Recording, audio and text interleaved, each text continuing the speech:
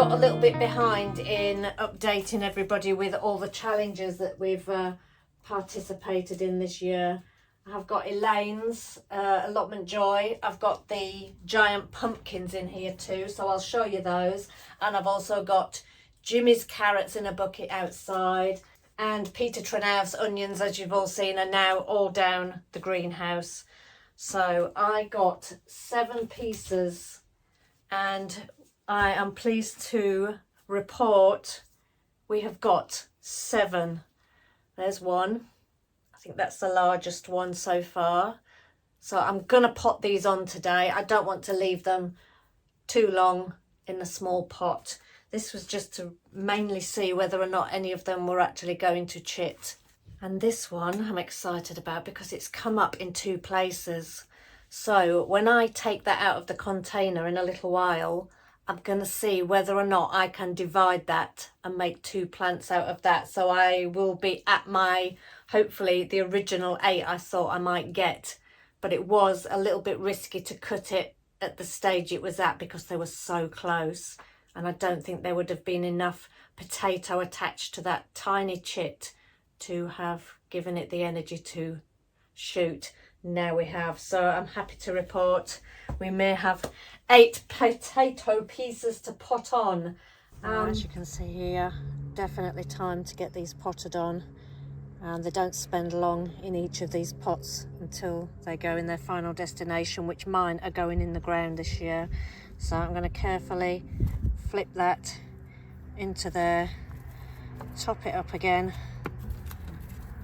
I'll give it a little water, and I will label these up. So I'm now going to crack on and do the other 6, maybe 7, and get them all potted on.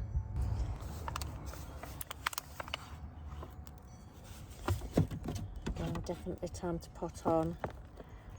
Be very careful.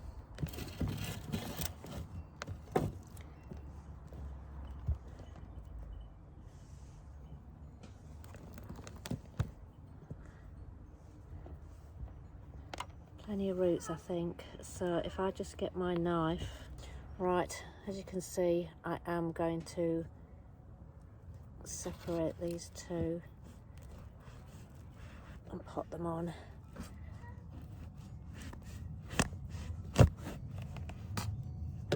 Let's have a look what we've got. Big piece of potato there, and not a bad piece of potato there. So these will be potted on now.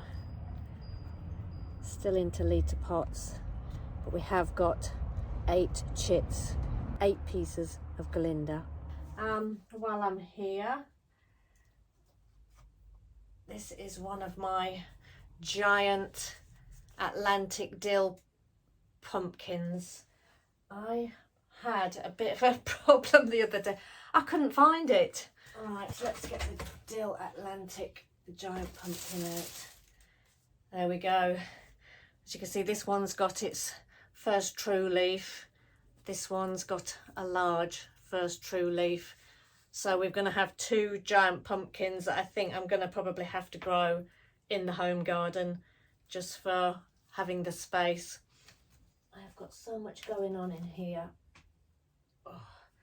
But here's a loofah, which Clare over at the Farmyard Garden sent as the seed, and we were quite late planting this. We weren't going to grow it because we weren't successful last year, but then I got the polytunnel and I thought it would love it in there. We are giving that one another go, so I'll stick that in there. The rest in here, I don't know if you can see, are all tomatoes, all at various stages. Tiny little ones, but we also have some crazy ones.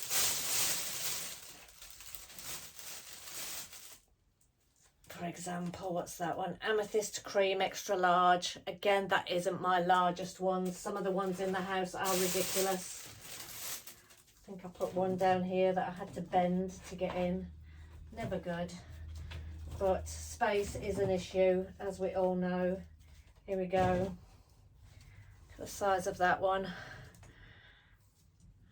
Been potted on. Not ideal, but apricot zebra. I've got one of these I am growing for Kerry over at Dog on the Plot, a variety I don't think I managed to send the seed for, so they will be potted on and brought to Malvern, Kerry. Aubergines, all doing pretty well. Got a lot in the house too, just running out of space. Let's have a shuffle. One slight accident I had when I took these outside. This is a indigo fireball, and I think it's my only one, but as you can see, the top snapped off as I was taking them outside to pot them on. So hopefully I can see a little bit of a sucker appearing in that corner, so I know the plant is doing okay even though it's now headless. All the rest in here are my second sowing of tomatoes. So a lot of the dwarf varieties are very sturdy plants, and I'd love all my tomatoes to be like that. That's not the case. We have some that are a lot more spindly. It does depend on the variety. I have another one indoors that I was looking forward to trying, Sophie's Fiery Comet. It is the most sick looking tomato plant, and if I can do a little video and I'll put it on here, I will keep on with them, because I know it's the same for the variety Rebel Starfighter Prime. I think that's a very sick, thin looking tomato from the offset, and I don't think I've got one of those in here. I've got to get my skates on today, to be honest. So all the tomato plants and the pepper plants in the dining area need to come out and be transferred to litre pots.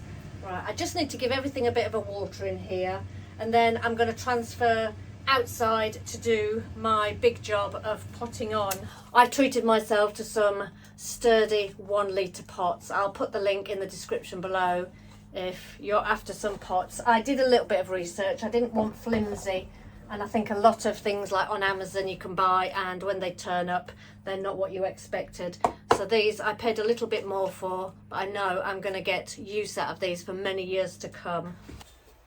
Oh, I've just been outside to start mixing the compost with the perlite, and it's pretty chilly and it's a little bit windy, and I am a little bit worried about some of the tomato plants feeling the chill, having been pampered, and the peppers indoors.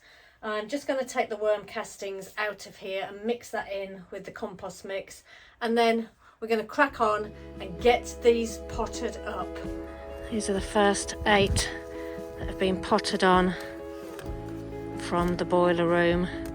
They just need a quick drink. Right, we're onto the tray. 1 tray of peppers, desperately need potting on. 3 down, too many to go. Right, I saw Petetrenouth's video Friday night, onion night, and I was so jealous of his onions. I think they did start them sooner, but same as Pete, as soon as you take them out from under the grow lights we've had indoors, they have come on leaps and bounds. Look at the thickness of that. That's an Ailsa, not quite as thick as my little finger, but definitely looking great. Ailsa Craig, again, looking fabulous. Nothing anywhere near like Duncan's, Mark's or Jimmy's, and some of Pete's looking amazing, but mine will get there. I think I pampered them a little bit too much.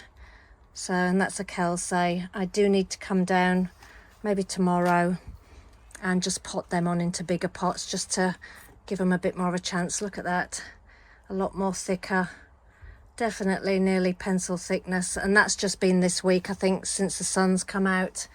Up here we've got 4 more. I'm just trying to move them all down here, so when I water other things they don't get saturated. They can have a little drink, but I don't want to over water these, seeing as they're doing their thing. So that's the right Pear Plots little update on the onion growing challenge.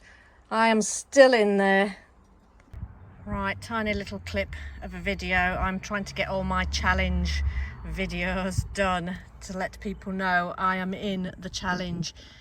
And in here we have burlicum, carrots and Frenchy carrots. 2 or 3 carrot seeds in each hole. I didn't liberally scatter the seed over. I did like Duncan did and did the clock with 5 in the middle, and you can see them coming up. This way I can just clip out the smaller of the seedlings when they come up. After I sowed them, brought them outside, stuck a glass pane on top just to keep in some of the moisture. You don't want your carrot seeds to dry out, and get some sun and warmth on them. But there we go, Jimmy. I'm in the giant carrot growing challenge. We're underway. Right, I just want to reach out and thank Aya over at Prunarbo. I reached out after the last review we did for them, and I asked if I could possibly have a case, which they speedily sent out to me. I am so grateful. It now allows me to put every single item that came with the shears into its own case. If you were to buy the shears on their own without the extension pole, you get the case anyway, but because we reviewed the shears and the pole, it didn't come with the case. But how great is that? That is fantastic. We can put the catchers on, and that is ready to grab and go. So again, thank you very much to everybody at Prunarbo.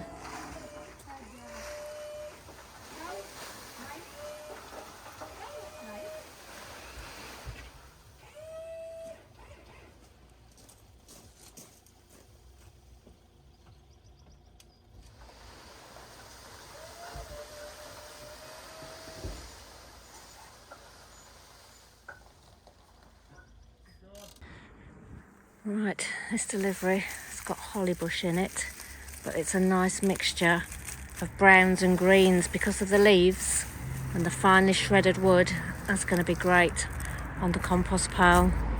Whereas this side, a lot more woody and great for paths. Bit of a mixture. Wow, it's taken a bit of oomph to get our first tunnels set up from home down here onto the plot. Hopefully, touch wood, we will get that up this weekend.